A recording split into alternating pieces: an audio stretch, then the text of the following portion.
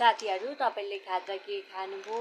म चाहिँ आज यो बिस्कुट खान आँटेको क्या, यो बिस्कुट खान आँटेको। अनि अहिले ग्यास नपाइने छ नि त, महामारी छ। अनि यो हेर्नु दुध छ होइन, अनि दुध खान आँटेको। अब चाउचाउ खाम भने होइन, चाउचाउ खाम भने उयो हुन्छ नि त, चाउचाउ खाँदाखेरि ग्यास पाइँदैन होइन। अनि पकाएर खाँदाखेरि ग्यास पाइँदैन नि त गाइस। अनि यहाँ रोटीको हालेर होइन, अनि बिस्कुट हालेँ है।